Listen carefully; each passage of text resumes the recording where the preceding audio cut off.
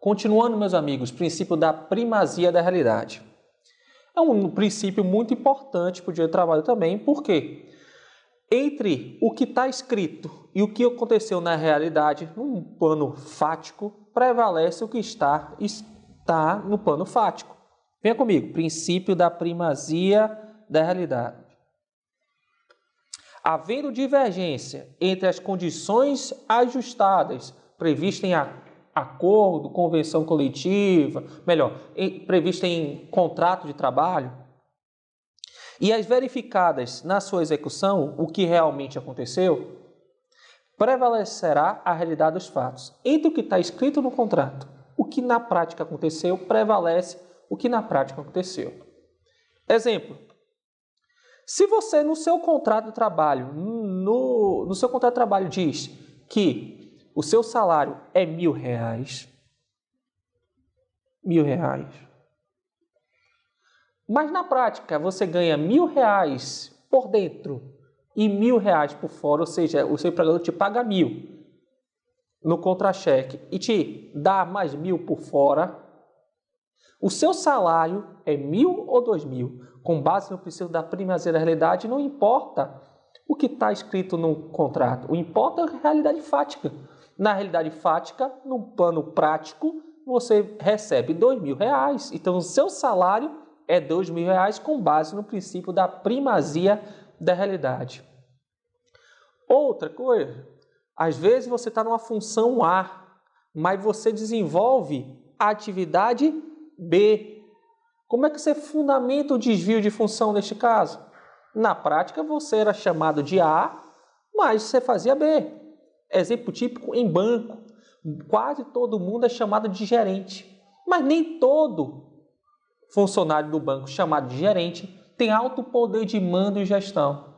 Então, o que você fala pelo princípio da primazia da realidade? Apesar de eu ser chamado de gerente, eu não tinha as características necessárias para ser gerente, não tinha alto poder de mando e gestão. Então, eu não posso ser gerente. Certo? Outra hipótese também muito comum.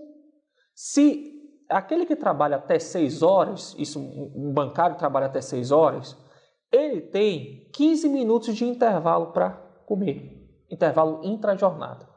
Mas se na prática, apesar do contrato estar estabelecendo que é de 6 horas a sua jornada, intervalo 15 minutos. Só que se na prática, todo dia você trabalha mais do que 6, trabalha 7, 8 horas, você trabalha hora extra, sua jornada não é 6. Sua jornada é 7, 8. Logo, o intervalo tinha que ser no mínimo 1 hora, no máximo 2. Então, o que importa não é a jornada contratual, mas a jornada real. O que importa não é o que está no contrato, é a realidade. Por isso que é o princípio da primazia da realidade sobre o que está previsto em contrato. Tá bom? Primeira observação que eu faço, porque tem uma súmula 12 do TST, que diz o que está anotado na CTPS, na sua carteira de trabalho, ele tem uma presunção de veracidade. O que está escrito na carteira de trabalho, eu presumo verdadeiro. Presunção é uma presunção relativa. Admite que eu prove o contrário, chamada presunção juris tanto. Não é uma presunção absoluta. Admite e prova o contrário. Não é uma presunção juri et de jure. É uma presunção juris tanto, admite e prova em contrário. Então, se na sua carteira estiver dizendo que você ganha R$1.000, só que na prática você ganha R$2.000, eu presumo que ganha 1.000. Você vai em juízo e demonstra ao juiz que na prática não era isso. Então, é possível demonstrar o que está na carteira de trabalho não é verdadeiro, ela tem apenas uma presunção relativa de veracidade. Então, vamos lá. Anotações na CTPS possuem presunção juris tanto relativa, admitindo prova em contrário. 2. Segunda observação que eu quero fazer com vocês. Está previsto na súmula 437, inciso 5º do TST. Para eu verificar o intervalo, eu tenho que olhar a jornada. Aquele que trabalha até 4 horas não tem intervalo. Aquele que trabalha até 6 horas tem 15 minutos de intervalo. Aquele que trabalha mais do que 6 horas tem no mínimo 1 hora, no máximo 2 de intervalo intra-jornada, dentro da jornada, a hora do almoço. Então, a observação que eu faço, para eu verificar o intervalo, eu tenho que olhar a jornada. Mas a jornada que eu tenho que analisar não é a jornada que está prevista no contrato, mas a jornada real, que realmente você exerce. Então, se no seu contrato tem dizendo que sua jornada é de 6 horas, mas na prática você trabalha 8 horas, 2 horas extras todos os dias, sua jornada real é 8 horas, logo o intervalo tem que ser no mínimo 1 hora e no máximo 2 e não 15 minutos. Ok? Outra observação que eu quero falar com vocês, que o princípio da primazia da realidade é muito utilizado, ele é muito utilizado para evitar fraudes. Então, se você quiser camuflar a realidade, fraudar o direito trabalhista, o princípio da primazia da realidade, ele é utilizado para evitar essas fraudes. Exemplo, se você utiliza a cooperativa, uma relação de cooperado, para não configurar o vínculo de emprego, você, se for uma falsa cooperativa, princípio da primazia da realidade, e eu configuro o vínculo de emprego entre os cooperados. Mas se for uma falsa cooperativa, se eu coloco um estagiário, que na prática ele não é um estagiário, é um empregado, mas eu chamo de estagiário, para fraudar a legislação trabalhista, aplico o princípio da primazia da realidade e configuro o vínculo de emprego. A mesma coisa acontece e vai acontecer muito em razão da reforma. A reforma trabalhista criou uma figura chamada do autônomo contínuo. Aquele que tem autonomia, não tem subordinação, mas trabalha todos os dias para o mesmo empregador, para o mesmo tomador de serviço, para o mesmo empresário, para a mesma empresa. Então, todo dia ele vai lá e presta serviço, mas não é empregado, porque não tem subordinação. Mas se for um falso autônomo contínuo, for uma fraude, eu aplico o princípio da primazia da realidade, afasto esse autônomo contínuo e configuro o vínculo de emprego. Ok? Se você quiser ler um pouco mais sobre esse autônomo contínuo, vai lá no artigo 442B da CLT, tá bom? Continuando. Princípio da continuidade da relação de emprego. A regra no direito do trabalho, vem aqui o princípio da continuidade da relação de emprego. A regra do direito do trabalho é que o contrato começa e não tem tempo para terminar. Ele seja por prazo indeterminado, porque é interessante para o governo e para o empregado que ele continue a trabalhar de forma indeterminada, sem um fim determinado, porque é através do seu salário que ele consegue sustentar ele e sua família. Então, a regra do direito do trabalho é que os contratos sejam por prazo indeterminado. Excepcionalmente, a legislação autorizou uma nova forma de contratação, que é chamada de contratos por prazo determinado. Mas é quando a própria lei autoriza, contrato de experiência, quando a atividade do empregador for provisória no local, quando a necessidade da atividade daquele empregado for transitória. Nestes casos, a legislação autoriza que o empregador contrate o empregado por prazo determinado. Em resumo, o princípio da continuidade da relação de emprego presume que os contratos sejam por prazo indeterminado, não tenham um fim. Excepcionalmente, se autoriza contratos por prazo determinado. Então, vem aqui comigo. Em regra, o contrato de trabalho firmado é por tempo indeterminado. Os contratos por prazo determinado são exceções. E considerando que a regra no direito do trabalho é que são contratos por prazo determinado, a jurisprudência tem alguns entendimentos. Primeiro entendimento da jurisprudência, súmula 212. Presume que o contrato não foi extinto por vontade do empregado, mas sim vontade do empregador, porque ele quer continuar a trabalhar para ganhar um salário, o empregado. Então, a presunção, a súmula 202 diz, a presunção que os contratos de trabalho são por prazo indeterminado. Logo, o ônus de demonstrar que o contrato foi extinto é do empregador.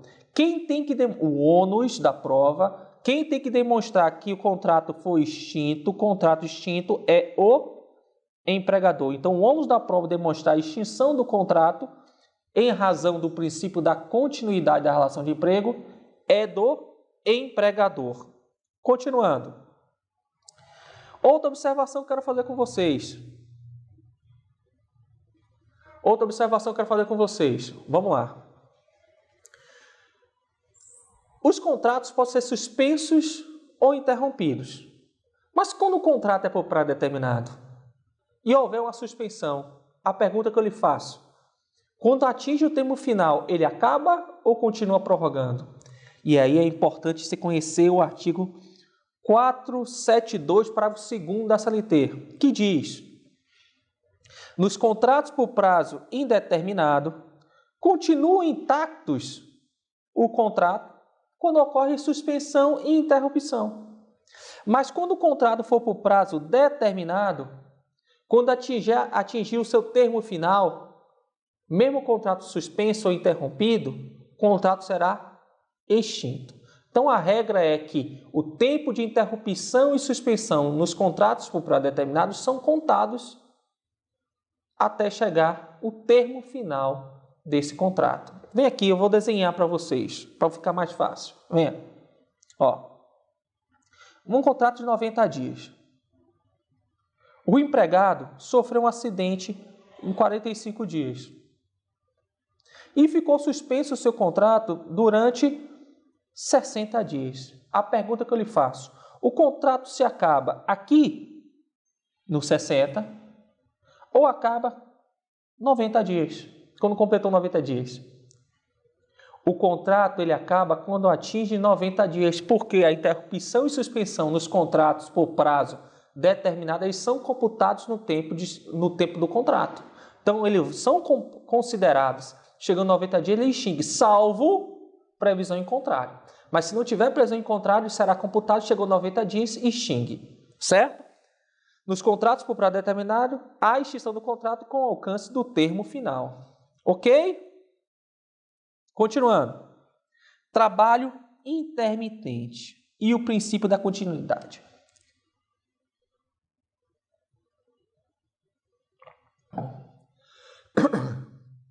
Alguns autores estão dizendo que essa figura chamada trabalho intermitente, o trabalhador intermitente, aquele que é empregado, ele é empregado.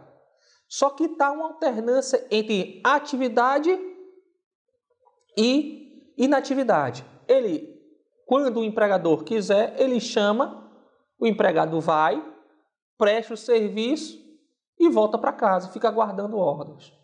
É chamado de bico oficial. O trabalho intermitente, há uma alternância, como foi dito, entre atividade e inatividade do trabalho. Mas, o contrato desse empregado, trabalho intermitente, é por prazo indeterminado. Então, eu não vislumbro de início uma mitigação ou relativação do princípio da continuidade da relação de emprego. Certo? Há sim relativização do modo como presta o serviço. Preste atenção. Uma coisa é o contrato ser por prazo indeterminado. Outra coisa é o modo que você presta esse serviço. O contrato do trabalhador intermitente é por prazo indeterminado. Ou seja, aplica o princípio da continuidade da relação de emprego.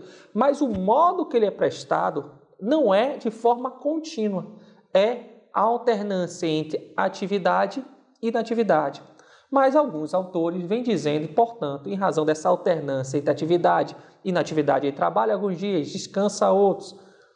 Alguns autores vêm dizendo que isso flexibiliza o princípio da continuidade da relação de emprego e é bom que você saiba para realizar a sua prova. Ok? Outro princípio aplicado ao direito do trabalho, o princípio da irrenunciabilidade ou indisponibilidade dos direitos trabalhistas. O direito do trabalho, em razão do princípio da proteção, Ele protegeu os direitos trabalhistas de tal forma que os empregados não podem abrir mão dos seus direitos. E abrir mão pode ser através de renúncia ou transação, ok? Então, os empregados, por ser hipossuficientes, eles têm os seus direitos protegidos. Eles não podem abrir mão desse direito. Por isso que o princípio da irrenunciabilidade e indisponibilidade de direitos trabalhistas impede a disposição a abrir mão de um direito consagrado ao empregado. Só que a reforma trabalhista trouxe uma figura nova, que eu já falei, que é a figura do empregado hipersuficiente, não aquele hipossuficiente, aquele fraco economicamente, mas aquele que tem faculdade, que ganha o dobro do regime geral, do teto do regime geral da Previdência. Esse cara, ele pode dispor dos seus direitos, assim como tivesse como um sindicato. Então, o hipossuficiente não pode dispor do direito trabalhista, mas o hipersuficiente, aquele cara que ganha uma grana legal, em torno de 12 mil reais, e tem um curso superior, nos termos do artigo 611-A da CLT e artigo 444, parágrafo único da CLT, ele pode dispor de parte dos seus direitos estes previstos no artigo 611-A, ok? Então, em resumo, os direitos trabalhistas são indisponíveis, mas para os hipersuficientes, ele pode dispor dos direitos previstos no artigo 611-A. É uma exceção ao princípio da irrenunciabilidade e indisponibilidade. Certo? Uma outra observação que eu quero fazer para vocês é que, se a gente pegar a CLT e a reforma, a gente vai verificar que tem pelo menos 12 ou 11 hipóteses que a reforma ampliou a possibilidade dos empregados, por acordo individual, negociar. Então, a reforma trabalhista flexibilizou esse princípio da indisponibilidade, criando pelo menos 11 hipóteses que o empregado, por acordo individual, pode negociar seus direitos. Preste atenção. Só que ele não pode negociar direitos previstos constitucionalmente ou direitos que configurem um patamar civilizatório mínimo, o mínimo que aquele empregado precisa para sobreviver, certo? Apesar da reforma ampliar as possibilidades de negociação de direitos, eu não posso negociar direitos constitucionalmente protegidos e patamar civilizatório mínimo, ok? Então, segunda observação, a reforma trabalhista ampliou as hipóteses de direito de acordo individual entre empregado e empregador.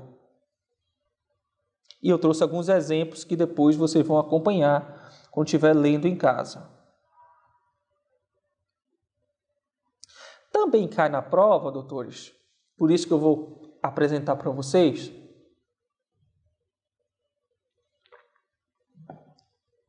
a diferença entre renúncia e transação. Porque alguns autores chamam o princípio da irrenunciabilidade, outros chamam o princípio da indisponibilidade. O que seria indisponibilidade? É a impossibilidade de transação e renúncia. E qual a diferença de transação para renúncia? Renúncia é um ato unilateral do empregado que abre mão de um direito certo. Então, um ato unilateral e um direito certo. Você trabalha um ano, você tem direito às férias. É um direito certo do empregado ter direito às férias. Ele pode abrir mão do seu direito. Se ele abrir mão dessas férias, ele está renunciando. E transação é um ato bilateral. Cada uma das partes abre mão de parte do seu direito. Direito esses duvidosos. Então, cada um não tem... O empregado e o empregador não tem certeza do seu direito. Então, cada um cede um pouquinho, chegando a um acordo. Isso é transação.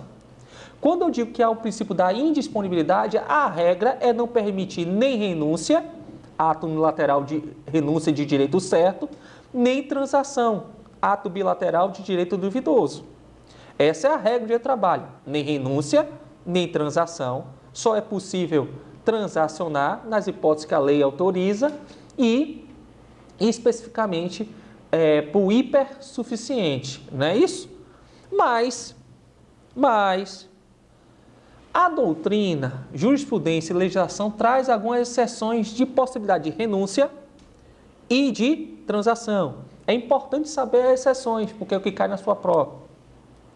Professor, quais são as exceções da renúncia? Eu sei que eu não posso renunciar, mas tem exceção? Tem. Renúncia, exceção prevista em lei. Artigo 543, parágrafo 1º da CLT, inciso 1º, parágrafo 1º da CLT. Quando você tem estabilidade sindical, você tem estabilidade sindical no seu município, porque o sindicato é por município. Se você pede para ser transferido para uma outra localidade e aceita uma promoção para um outro município, certo? Quando você sai da sua área do seu sindicato, você renuncia o seu direito à estabilidade. Então, o dirigente sindical pode renunciar ao direito à estabilidade sindical. Dele não, ele perde, ele abre mão da sua estabilidade e quando ele pede para ser promovido ou ele aceita uma promoção em um outro município. Isso está previsto na legislação, uma hipótese de renúncia. Uma hipótese de renúncia é prevista para a jurisprudência. Súmula 276 e súmula 51, inciso 2º do TST.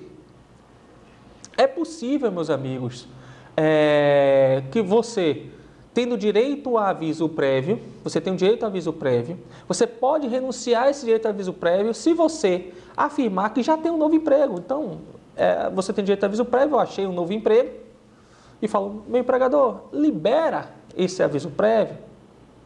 Não preciso não, eu vou abrir mão desse meu aviso prévio porque eu já tenho um novo emprego. Então, o empregado, se ele já conseguiu um novo emprego e demonstrar isso, que ele já tem um novo emprego, ele pode renunciar o seu direito a aviso prévio. Da mesma forma, se tiver 2 regulamentos de empresa, quando o empregado optar por um deles, ele renuncia o anterior, o segundo, né? Se são 2, se eu opto por um, eu renuncio o segundo. E a doutrina também permite renúncias. Ele cita como exemplo a renúncia que você faz perante o juiz do trabalho. Quando você chega na audiência, você tenta a conciliação. Muitas vezes você abre mão de direitos para chegar a uma conciliação. A doutrina chama isso, muitas vezes, de renúncia, quando você abre mão de um direito certo em audiência. Ok? Transação. Professor, é possível, João?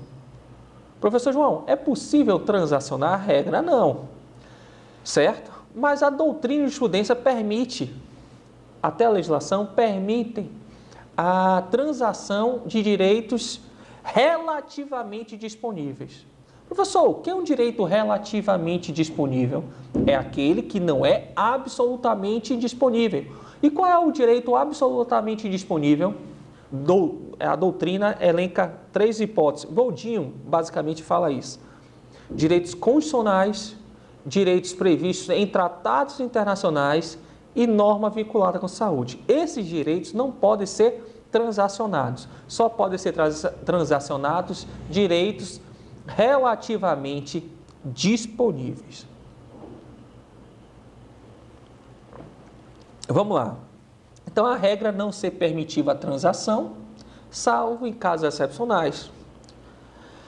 A lei autoriza, professor, quais são as exceções previstas em lei que eu posso transacionar? A primeira delas é a comissão de conciliação prévia.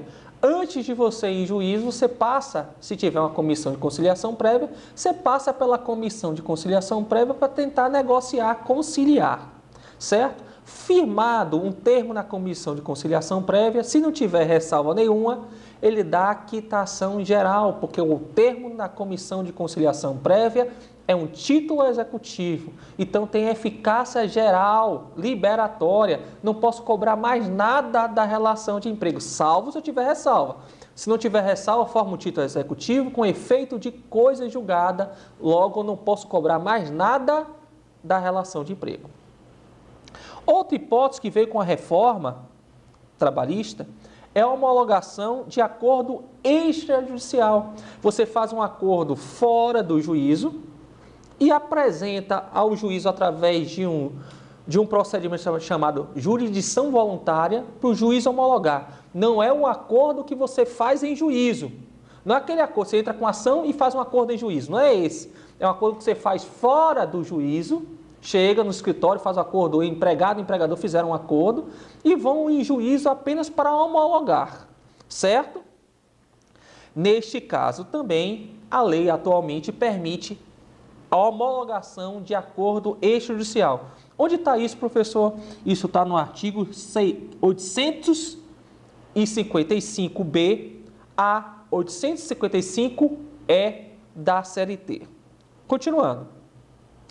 A transação prevista em lei, a gente já viu, professor. A exceção que a lei autoriza a transação. E na jurisprudência, quais são as hipóteses que a jurisprudência autoriza transação? Você pode aderir também a um PDV, Plano de Demissão Voluntária. Ao aderir ao PDV, Plano de Demissão Voluntária, você dá quitação de todas aquelas parcelas previstas no PDV, no termo do PDV.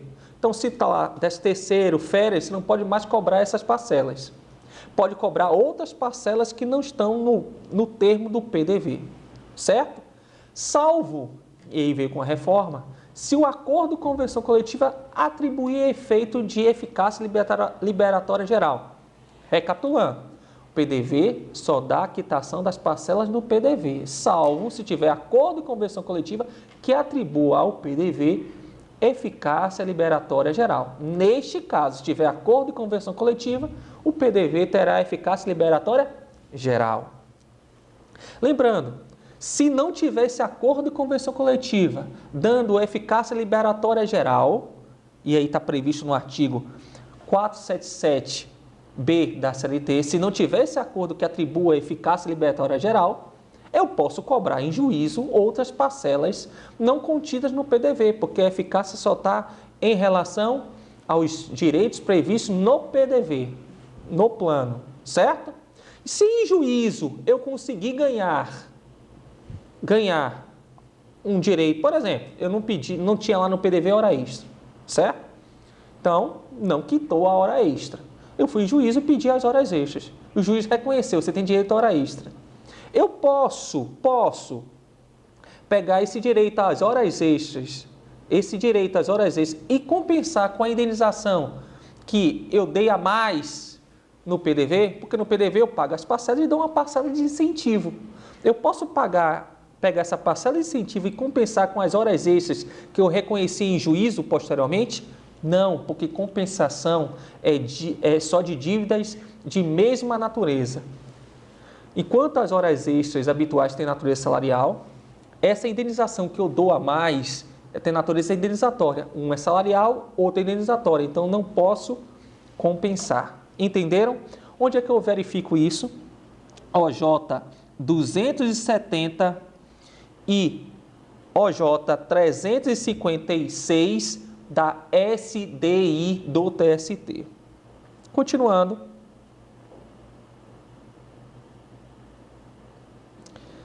A doutrina também autoriza transação. Mas neste caso, nas hipóteses que for de bens relativamente disponíveis, certo? Eu posso alterar a data de pagamento, do primeiro dia até o quinto dia útil, eu posso alterar forma de pagamento, eu posso pagar salário por hora e transferir para uma forma de salário por produção, desde que eu mantenha efetivamente o mesmo patamar salarial. Ok? No próximo bloco, a gente fala sobre comissão de conciliação prévia, cai muito na sua prova.